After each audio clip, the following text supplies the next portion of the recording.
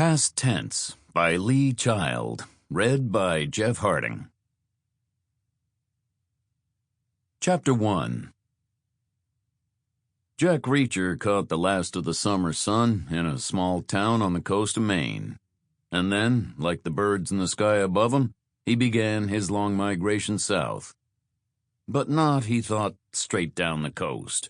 Not like the orioles and the buntings and the phoebes and the warblers and the ruby-throated hummingbirds.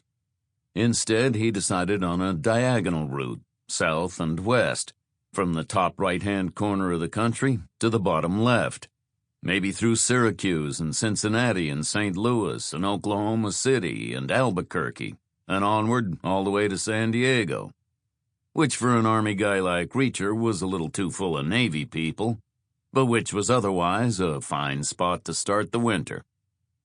It would be an epic road trip, and one he hadn't made in years. He was looking forward to it. He didn't get far. He walked inland a mile or so and came to a county road and stuck out his thumb. He was a tall man, more than 6'5" in his shoes, heavily built, all bone and muscle, not particularly good-looking, never very well dressed, usually a little unkempt. Not an overwhelmingly appealing proposition. As always, most drivers slowed and took a look and then kept on going. The first car prepared to take a chance on him came along after 40 minutes. It was a year-old Subaru wagon driven by a lean, middle-aged guy in pleated chino pants and a crisp khaki shirt. Dressed by his wife, Reacher thought. The guy had a wedding ring.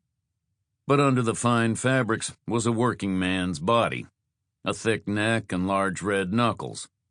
The slightly surprised and somewhat reluctant boss of something, Reacher thought. The kind of guy who starts out digging post holes and ends up owning a fencing company.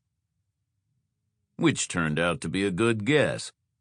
Initial conversation established the guy had started out with nothing to his name but his daddy's old framing hammer, and had ended up owning a construction company, responsible for 40 working people, and the hopes and dreams of a whole bunch of clients.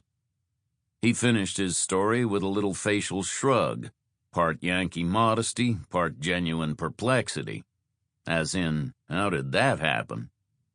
Attention to detail, Reacher thought. This was a very organized guy, full of notions and nostrums and maxims and cast-iron beliefs, one of which was at the end of summer it was better to stay away from both Route 1 and I-95, and in fact to get out of Maine altogether as fast as possible, which meant soon and sideways on Route 2, straight west into New Hampshire, to a place just south of Berlin, where the guy knew a bunch of back roads that would get them down to Boston faster than any other way. Which was where the guy was going for a meeting about marble countertops. Reacher was happy. Nothing wrong with Boston as a starting point. Nothing at all.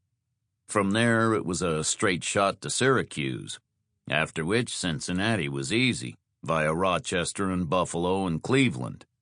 Maybe even via Akron, Ohio. Reacher had been in worse places, mostly in the service. They didn't get to Boston. The guy got a call on his cell after 50-some minutes heading south on the aforementioned New Hampshire back roads, which were exactly as advertised. Reacher had to admit the guy's plan was solid. There was no traffic at all, no jams, no delays. They were bowling along, doing 60 miles an hour, dead easy. Until the phone rang. It was hooked up to the car radio, and a name came up on the navigation screen with a thumbnail photograph as a visual aid. In this case, of a red-faced man wearing a hard hat and carrying a clipboard. Some kind of a foreman on a job site. The guy at the wheel touched a button, and phone hiss filled the car from all the speakers, like surround sound. The guy at the wheel spoke to the windshield pillar and said, "This better be good news." It wasn't. It was something to do with an inspector from a municipal buildings department and a metal flue liner above a fireplace in an entrance lobby. Sample complete. Ready to continue?